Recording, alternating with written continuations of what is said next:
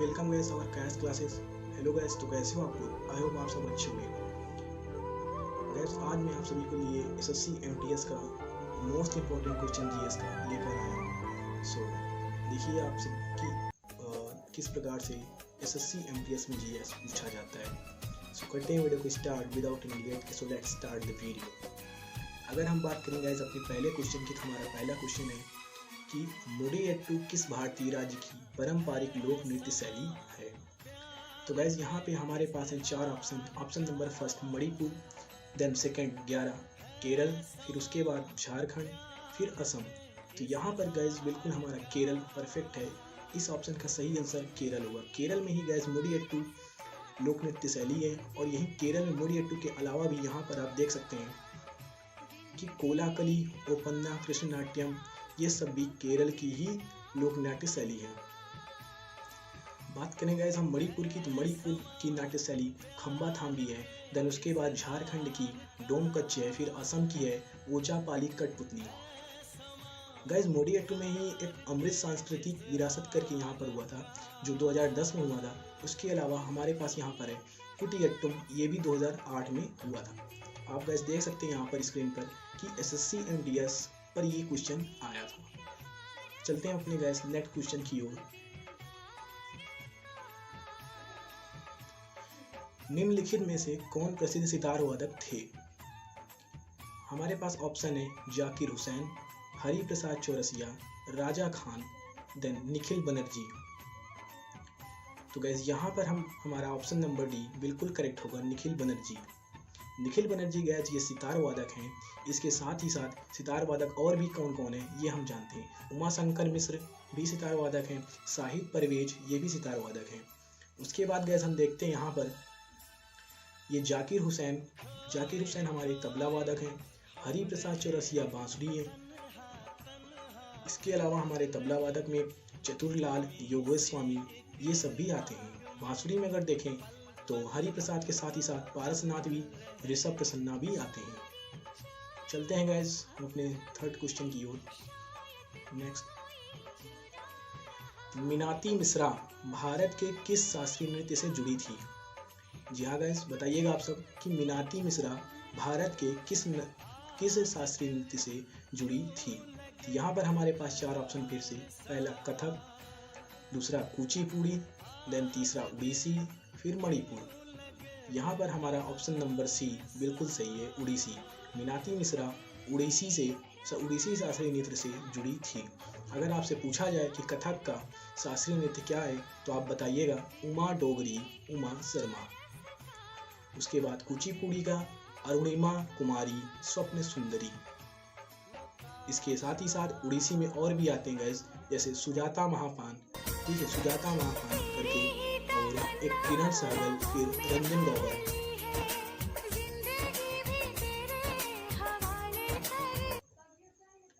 उसके बाद हमारा नेक्स्ट क्वेश्चन है, कौन सा त्यौहार अमावस्या के दिन आयोजित किया जाता है?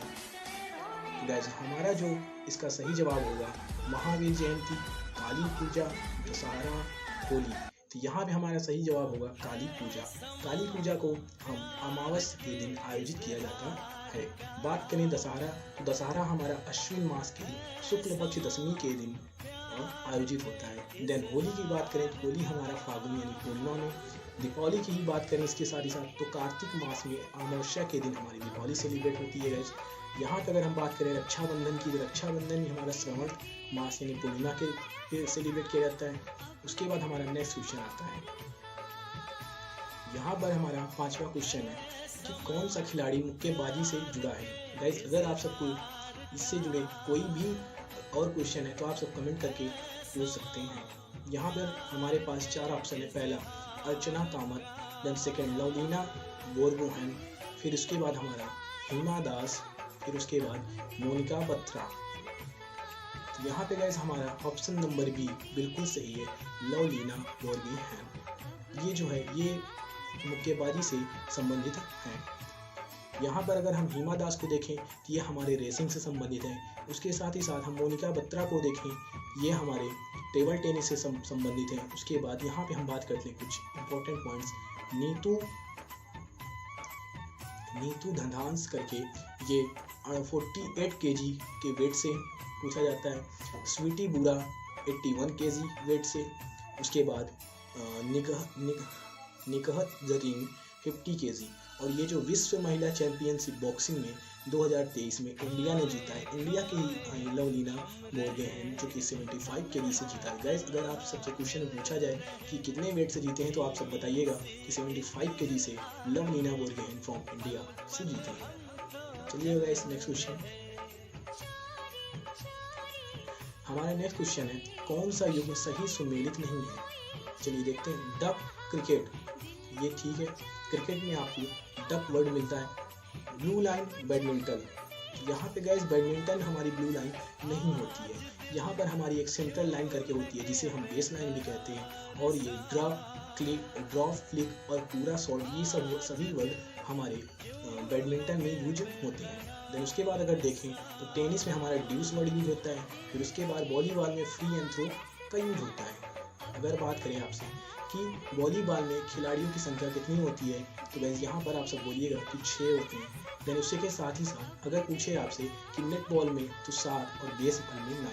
फिर उसके बाद यहाँ पर है बास्केटबॉल में कितने खिलाड़ी होते हैं तो हमारे 5 खिलाड़ी बास्केटबॉल में होते हैं। चलिएगा नेक्स्ट। यहाँ पे हमारा किस मैदान में युवराज सिंह ने एक T20 अंतर्राष्ट्रीय मैच के 1 ओवर में 6 छक्के लगाए थे। तो यहाँ पे हमारे देखते हैं, यहाँ पे हमारे पास फिर से 4 ऑप्शन। पहला ऑप्शन वॉन्डरस स्टेडियम में, किंग्स मेड स्टेडियम में, माविदा स्टेडियम में, न्यूलैंड्स क्रिकेट ग्राउंड में। आप सबने सुना होगा कि भाई युवराज सिंह जो है वो 6 छक्का लगाया था। अब हमें ये नहीं पता कि कौन से स्टेडियम में लगाया था या फिर किसके खिलाफ लगाया था मतलब एक छक्का। तो आज हम ये सब इस क्वेश्चन के थ्रू जानेंगे। चलिए गाइस देखते हैं। यहाँ पर हमारा जो स्टेडियम है वो है किंग्स मेड स्टेडियम, जो कि युवराज सिंह ने यहाँ पर 6 छक्के लगाए थे डरबन। ठीक है, यहाँ पर क्या हुआ था गाइस, ये जो 6 छक्का लगाया गया था वो स्टुअर्ट ब्राउन इंग्लैंड के बॉलर के ऊपर। ठीक है, यहाँ पर 2007 में T20 वर्ल्ड कप था और 2007 का पहला T20 world cup winner India हुआ था जिसमें पाकिस्तान को हराया गया था। ठीक है, चलिए गाइस आगे। यहाँ पर है 1 ओवर में 7 छक्के। अगर आपसे पूछा जाए कि 1 ओवर में 7 छक्के किसने लगाया है तो आपका आंसर होगा विजय हजारे ट्रॉफी में 1 ओवर में 7 छक्के किसने लगाए हैं तो गाइस आपका आंसर होगा ऋतुराज गायकवाड़ ने। यहाँ पर गाइस हम बात करते हैं, हमारा नेक्स्ट क्वेश्चन है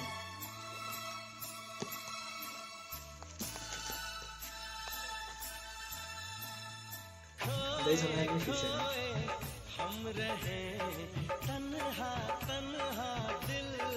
निम्नलिखित में कौन सा राजीव गांधी खेल रत्न पुरस्कार जीतने वाली पहला महिला हॉकी खिलाड़ी थी। यहाँ पे हमारे पास गए ऑप्शन 4 गुरजीत कौर, रीना खोखर, रानी रामफल, फिर उसके बाद नीलिमा मिंज। यहाँ पर हम बात करते हैं ऑप्शन नंबर 3 हमारा बिल्कुल सही है रानी रामफल। ठीक है, यहाँ पे रानी रामफल हमारा सही जवाब है। और इसी राजीव गांधी खेल का रत्न पुरस्कार अब इसका नाम हो गया है मेजर ध्यानचंद रत्न पुरस्कार।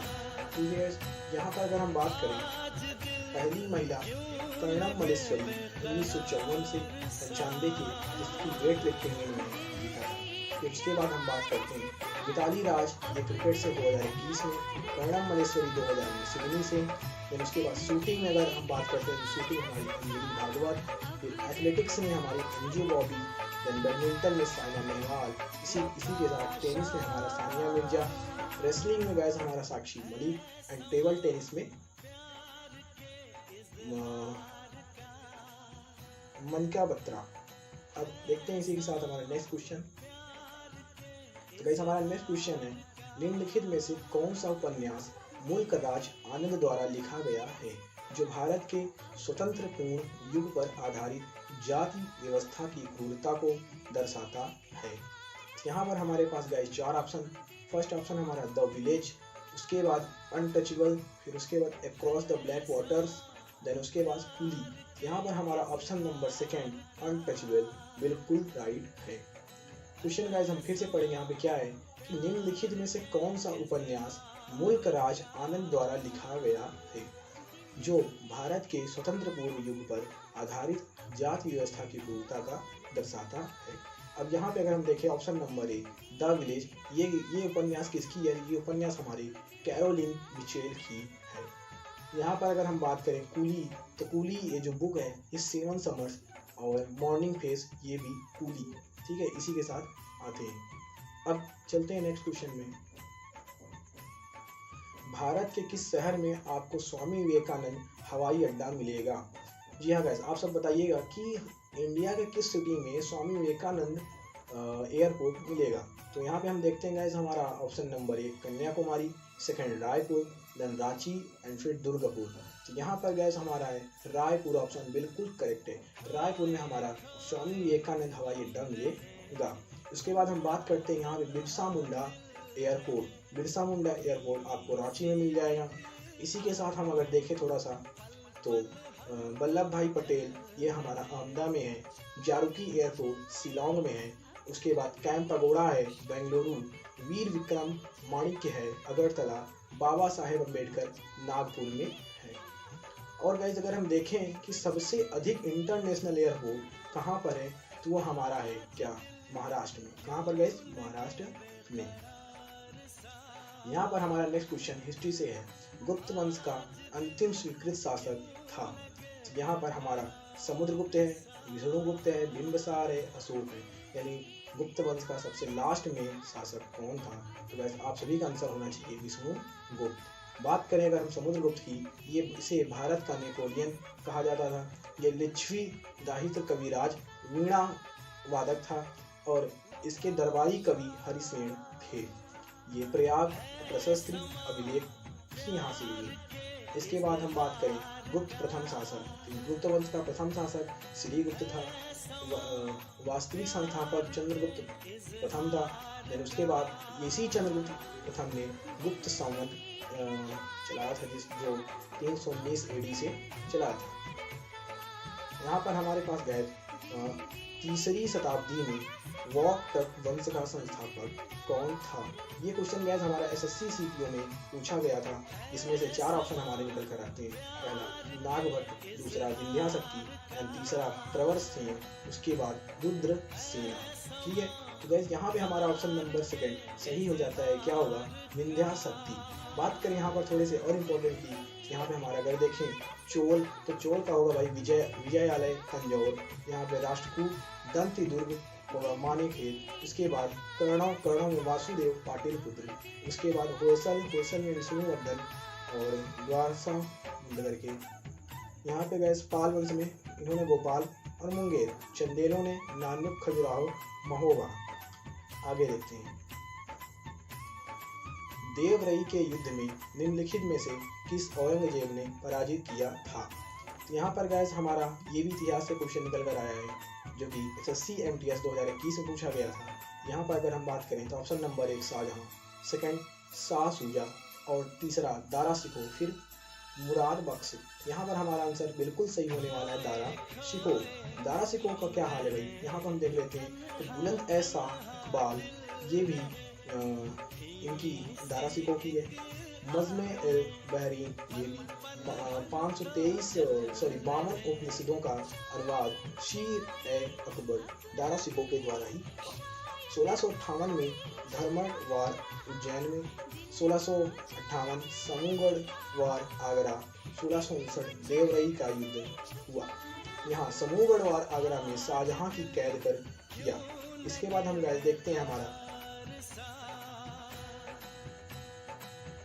Question number 14। मैसूर साम्राज्य और ब्रिटिश ईस्ट इंडिया कंपनी के बीच दूसरा एंग्लो मैसूर युद्ध कब हुआ था? यहाँ पर गाइस हमारे पास ऑप्शन नंबर 4 है। 1785, फिर 69, देन 66, देन 80।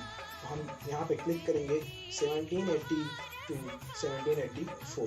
जी हाँ गाइस, 1780 से लेके 1784 तक। यहाँ पर अगर फर्स्ट की बात करें तो ये 1767 से लेके 69 मद्रास में। देन सेकेंड हमारा 1780 और 84 तक यहाँ पे बेंगलोर कर सकते हैं। ठीक है, यहाँ पे फिर हमारा 1790 से बाद में श्रीरंगपट्टनम हो गया ड्यूटी।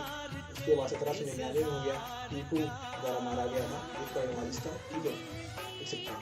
यहाँ पर हम देखते हैं अपना अगला क्वेश्चन, और इस वीडियो का हमारा ये लास्ट क्वेश्चन है। तो गाइस बाकी सब हम मिलेंगे नेक्स्ट पार्ट में, इसका हम पार्ट सेकंड बहुत ही जल्द बनाएंगे। यहाँ पे गाइस देखते हैं 15वां क्वेश्चन हमारा क्या कहता है, कौन सा अधिनियम सरकार को आपत्तिजनक कुछ भी प्रकाशित करने के मामले में समाचार पत्र की संपत्ति को जब्त करने की अनुमति देता है। यहाँ पर हमारे 4 ऑप्शन, एडवर्ड एक्ट 1883, देन उसके बाद वॉन क्लेयर प्रेस एक्ट 1878, फिर उसके बाद मीडिया एक्ट 1883, देन लास्ट में समाचार पत्र अधिनियम 1855। तो यहाँ पर गाइस कौन सही होने वाला है, तो यहाँ पे हमारा सही होगा ऑप्शन नंबर बी, कि जो होगा वर्नाक्यूलर प्रेस एक्ट 1878। ठीक है गाइस, ओके। यहाँ पे हुआ क्या था, 1882 में रिपन खत्म हुआ था, ठीक है, और रिपन 1880 से 84 में जो हुआ था इसके बारे में बताया गया था। अब गैस यहाँ पे इसके आगे का पार्ट सेकंड में हम आपको इस 15 क्वेश्चन के आगे 16 नंबर से कराएंगे। सो गैस आप सबको ये वीडियो कैसे लगी कमेंट सेक्शन में ज़रूर कमेंट करें, और वीडियो अगर पसंद आई हो तो चैनल को सब्सक्राइब कर वीडियो को ज़्यादा से ज़्यादा लोगों तक शेयर करें। Thank you so much guys, मिलते हैं नए वीडियो के साथ, तब तक के लिए बाय बाय, चाहे देखते हैं।